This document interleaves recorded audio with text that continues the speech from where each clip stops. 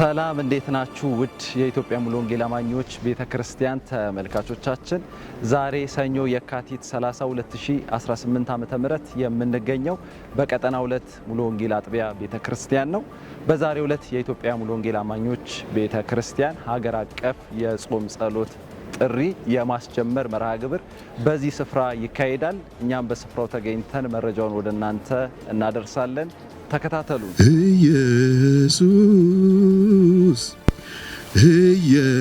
ኢየሱስ የነፍሴ መድኃኒት የሰላሙ ንጉስ ኢየሱስ ና ሕይወቴን ፈውስ። ሃሌሉያ። በድካም ማዕበል ሕይወቴ ተገፍቶ በሚሰብር በትር ክፉኛ ተመቶ የታመቀው ስቃይ ልቤን እየጣሰ እምባን አስከትሎ ወደ አንተ ደረሰ።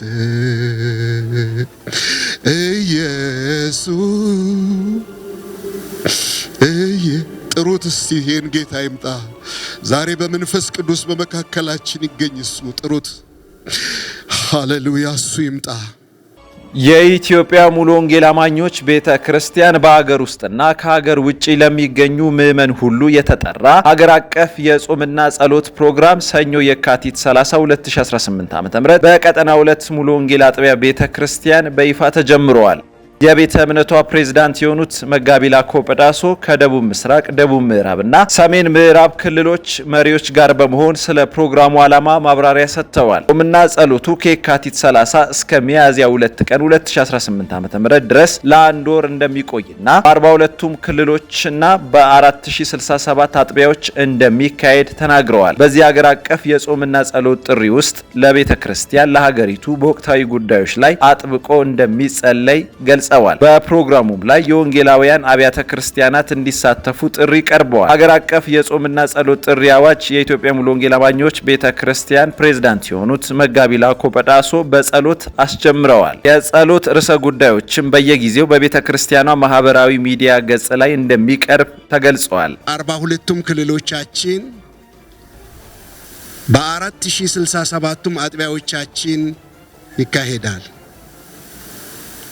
እግዚአብሔር አምላካችን የተባረከና የተመሰገነ ይሁን።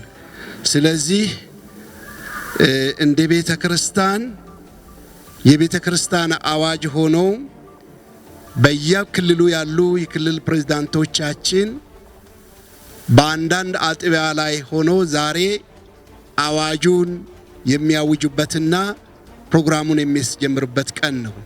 ስለዚህ እኛም እዚህ ፊት ለፊታችሁ የቆምነው ፕሮግራሙን በአገር አቀፍ ደረጃ በዛሬ ቀን ለማስጀመር ነው። ከእግዚአብሔር ቃል አንድ ስፍራ አነባለሁ። በአምላካችን ፊት ራሳችንን እናዋርድ ዘንድ ከእርሱም የቀናውን መንገድ ለእኛና ለልጆቻችን ለንብረታችን ሁሉ እንለምን ዘንድ በዛ በአዋዝ ወንዝ አጠገብ ጾም አወጅኩ ይላል። ጌታን እጅግ አድርገን እናመሰግናለን። ከየካቲት 30 እስከ ሚያዝያ 2 ቀን በሚኖረን ፕሮግራም ስለ ቤተክርስቲያናችን እንጸልያለን። በእግዚአብሔር ፊት ቤተክርስቲያናችንን፣ አባሎቻችንን፣ አብያተ ክርስቲያናትን ወክለን ንስሐ እንገባለን። ቤተክርስቲያናችን እግዚአብሔር በልዩ ሁኔታ በመንፈስ ቅዱስ ኃይል የጎበኛት ቤተክርስቲያን ስትሆን በዚህን ጊዜ በአገራችን በብዙ ቦታዎች እየተነገረው ካለው ከሐሰት አስተምሮ ከሐሰት ሥራ የተነሳ የእግዚአብሔር መንፈስ እየተናቀና የእግዚአብሔር ክብር እየተደፈረ ስለሆነ ስለዚህ ጉዳይ በእግዚአብሔር ፊት እንደ አካል፣ እንደ ሕዝብ፣ እንደ ኢትዮጵያዊ አብያተ ክርስቲያናትን ሁሉ ወክለን ንስሐ የምንገባበት ጊዜ ይሆናል። ሌላ ስለ ሀገራችንም እንጸልያለን። ስለ ሀገራችንም በአገራችን ከዚህ ቀደም በአባቶቻችን በብዙ ዘመን በዚህ ምድር ስለሆኑ ነገሮች አሁንም እየሆኑ ስላሉ ነገሮች በእግዚአብሔር ፊት ንስሐ እንገባለን።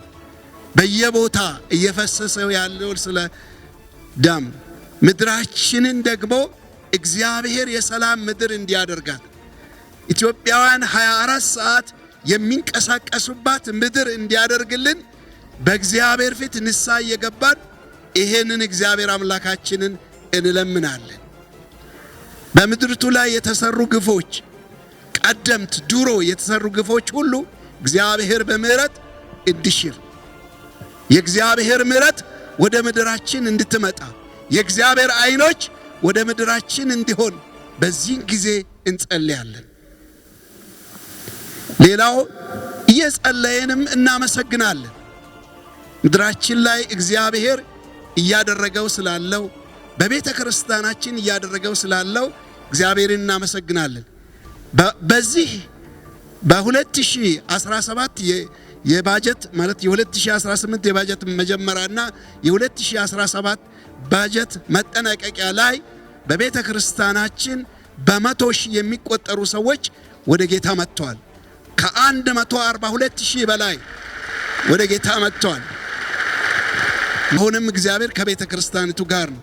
ስለዚህ እየሰራው ስላለው ስለዚህ ስራ እግዚአብሔርን እናመሰግናለን። በሀገራችንም እየሆነ ስላለው ነገር እናመሰግናለን። ስላደረገው ስለዚህ ስናመሰግን ኢትዮጵያውያን የሚተርፍ ነገር እግዚአብሔር ያደርጋል። ስናመሰግነው ስለሆነልን አሁን የሆነ ስላለው ልማት ስናመሰግን እግዚአብሔር እጅ ስትዘረጋ ኢትዮጵያውያን የሚበሉትን የሚያጡ ዜጎች እስከማይኖሩ ድረስ እግዚአብሔር ሊያደርግ ይችላል። አይችልም? ዜጎቹ የሚበሉትን እስኪተርፋቸው ድረስ እስኪተርፍ ድረስ ለሌላ እስክንሰጥ ድረስ ምድራችንን እግዚአብሔር ሊያደርግ ይችላል። ስለዚህ እግዚአብሔር አይኖች ወደኛ እንዲሆን የእግዚአብሔር በረከት ወደ ምድራችን እንዲመጣ ሰላም በምድራችን እንዲሆን ስለ ሀገራችን መጸለይ አለብን። እግዚአብሔርን እጅግ አድርገን እናመሰግናለን። በእነዚህ በመሳሰሉት በንስሐ በልመና በዚህን ጊዜ የምንጸልይበት ጊዜ ይሆናል። እግዚአብሔርም ይሰማናል። እግዚአብሔርም ለውጥ ያደርጋል። እግዚአብሔርም ጣልቃ ይገባል። ስለዚህ ይህንን ጊዜ እያሰበን በእግዚአብሔር ፊት እንጸልያለን። ሁላችንም ቆም ብለን እጆቻችንን ዘርግተን ይህን ፕሮግራም በጸሎት እንጀምራለን።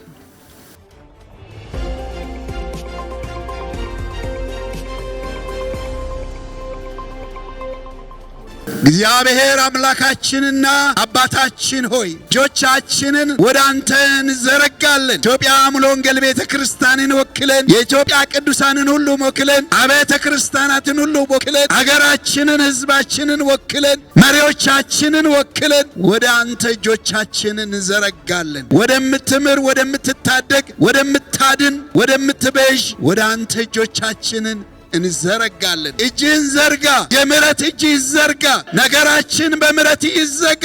እግዚአብሔር ሆይ ከዙፋን ተነስ፣ ምሕረትን አድርግልን። በደላችንን ሁሉ በምሕረት ዝጋ፣ በምሕረት ይዘጋ። ፋይላችን በምሕረት ይዘጋ፣ የኢትዮጵያ ፋይል በምሕረት ይዘጋ። ሶካላደ እግዚአብሔር ሆይ የምሕረት እጅህን ዘርጋ፣ የምሕረት እጅህን ዘርጋ። ራራልን እግዚአብሔር ሆይ አንተ የምትምር የምትራራ አምላክ ነህ። ምሕረትን ማድረግ ያንተ ባህሪ ነው። ምሕረት አድርግልን፣ በምሕረት አይኖች ተመልከትን።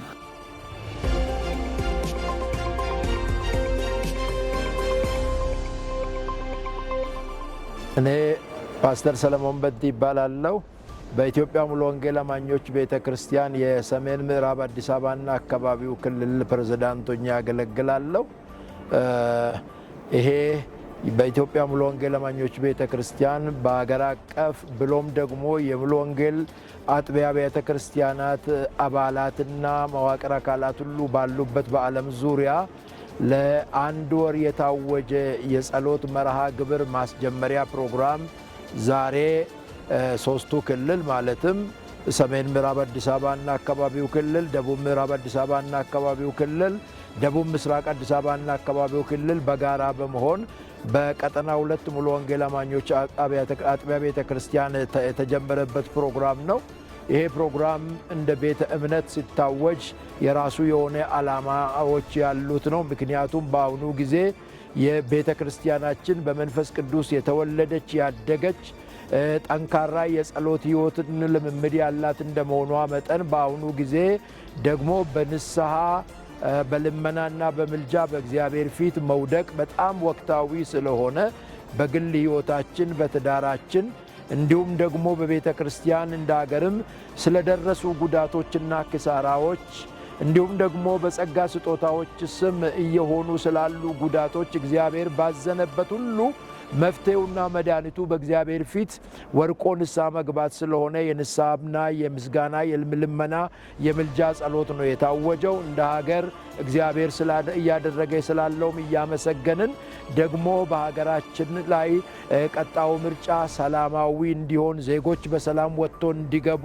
ወንጌልም በተጠናከረ ሁኔታ እንዲሰበክ እንዲቀጥል አገልጋዮችም በኃይል ተሞልቶ ወንጌልን እንዲያስቀጥሉ የታወጀ ስለሆነ መላው የኢትዮጵያ ሙሉ ወንጌል አማኞች አጥቢያ አብያተ ክርስቲያናትም እንዲሁም አማኞችም በዓለም ዙሪያ ያላችሁ ወንድሞችና እህቶችም በዚህ ጊዜ ባለንበት በተቻለ መጠን በጋራ በየአጥቢያ አብያተ ክርስቲያናቱ ተሰባስበን በተለያየ ዓለም ደግሞ ያለነው ደግሞ ባለንበት ቦታ ሆነን በታማኝነት በጾምና በጸሎት እስከ ሚያዝያ 2 የእግዚአብሔር የአምላካችንን ፊት የምንፈልግበት እናምናለን። እግዚአብሔር ደግሞ በእነዚህ ጊዜያት ውስጥ ክዳኑን ያድሳል፣ እኛንም ያድሰናል፣ ምድራችንንም ያድሳል። የኢትዮጵያ ሙሉ ወንጌልንም እንደገና በአዲስ ኃይል አስነስቶ ይልካታል፣ ይጠቀምባታል። ትውልዱም እንደገና በመንፈስ ቅዱስ ኃይል ተሞልቶ በአስደናቂ ሁኔታ ስንለማመድ የመጣ ነው የእግዚአብሔር ክብር እንደገና በምድሪቱ ይገለጣል። ብሎም ደግሞ ጉስቁልና ከምድራችን ረሃብና ቸነፈር ተወግዶ ዜጎች የተረጋጋ ሰላማዊ ኑሮ እንዲኖሩ እግዚአብሔር ምድሪቱን እንዲያስብ ታስቦ የተዘጋጀ ፕሮግራም ስለሆነ እናንተም ሁላችንም በአንድ ሐሳብ በዚሁ መንፈስ በጸሎት እንድንተም እኔም እንደ አንድ አገልጋይ የከበረ ጥሬን በአክብሮትና በትሕትና አስተላልፋለሁ። እግዚአብሔር ሙሉ ወንጌል ቤተ ክርስቲያንን ይባርክ፣ አገራችንን ኢትዮጵያን ይባርክ። አመሰግናለሁ።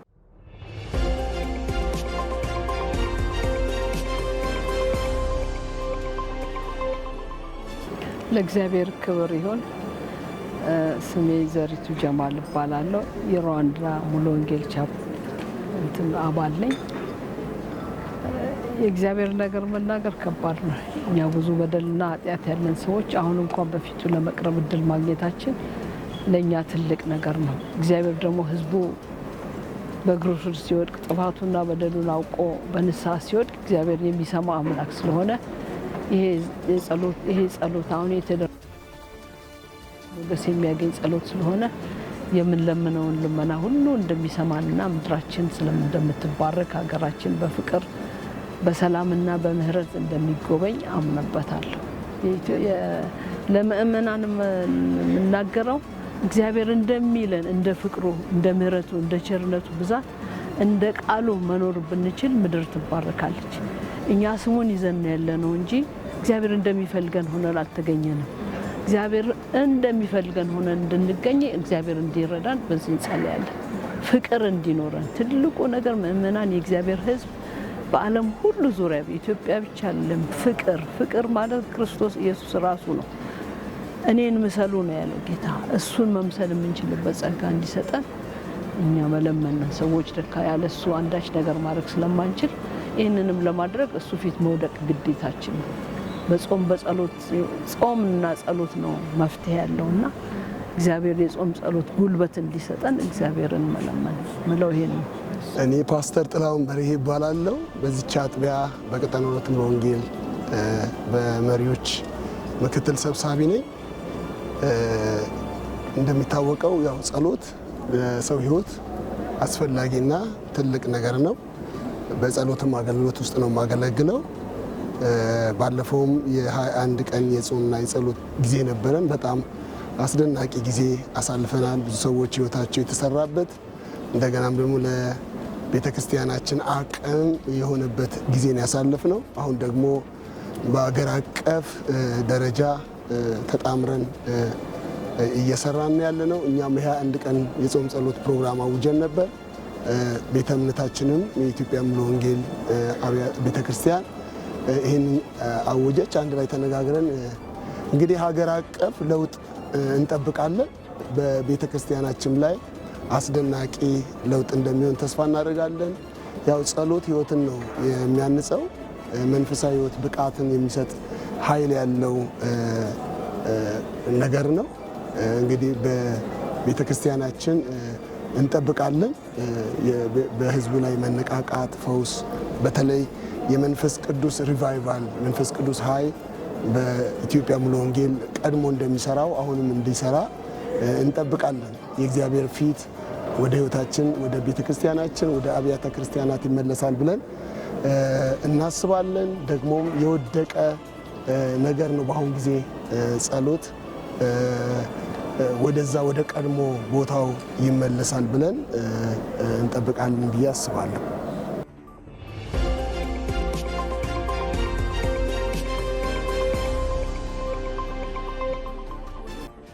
እዚሁ ቀጠና 2 ሙሉ ወንጌል ነው ማገለግለው። እንግዲህ ዛሬ በይፋ የተጀመረው ይሄ የጾም ጸሎት እወጃ ያው የሙሉ ወንጌል ትልቁ እሴቷ ነው እና ይሄ በታሪካዊ ለመጀመሪያ ጊዜ ዛሬ በድምቀት በይፋ የህዝቡ ልዩ መሻት፣ ልዩ ፍላጎት ፊት ላይ መንፈሳዊ ረሃብ ይታያል እና ጸሎት የተጠማ ህዝብ ይኸው የመጀመሪያው ቀን እጅግ በርካታ ህዝብ ተገኝቶ ጀምረናል። ከዚህ ጸሎት በኋላ እጅግ አስገራሚ ለውጥ በምድራችን ላይ በቤተ ክርስቲያን፣ በግል ህይወት፣ በቤተሰብ እንደሚሆን ሙሉ ተስፋ አለኝ። ምክንያቱም ጸሎት የማይቀይረው ነገር የለም። በመጽሐፍ ቅዱስ የብዙ ነገር ለውጥ በጸሎት ውስጥ ነው የሆነውና ይሄ እንደሚሆን እምነቴ ነው። በመጨረሻ ይህን ጸሎት ቤተ ክርስቲያን እንኳን መታችሁ መካፈል የማትችሉ ሰዎች ባላችሁበት ቦታ የእግዚአብሔርን ፊት በአንድነት ብንፈልግ እግዚአብሔር ይረዳናል። አዲስ ነገር ይሆናል። የምድር ጉብኝት ይፈጥናል። ሪቫይቫል ሲጠበቅ የነበረው እሱ ይሆናል። እግዚአብሔር ይባርካችሁ። ውድ የኢትዮጵያ ሙሉ ወንጌል አማኞች ቤተ ክርስቲያን እንደተከታተላችሁት ሀገር አቀፍ የጾምና የጸሎት ጥሪ ከየካቲት 30 እስከ ሚያዝያ 2 በሁሉም የኢትዮጵያ ሙሉ ወንጌል አማኞች ቤተ ክርስቲያን አጥቢያዎች ይደረጋል። ሁላችሁም በዚህ የጸሎት መርሃ ግብር ላይ በንቃት እንድትሳተፉ በጌታ ፍቅር እናሳስባለን። በስፍራው ተገኝቼ መረጃውን ወደ እናንተ ያደረስኩት እኔ ኤልያስ ወንድሙ ነበርኩ። ስለተከታተላችሁን እናመሰግናለን።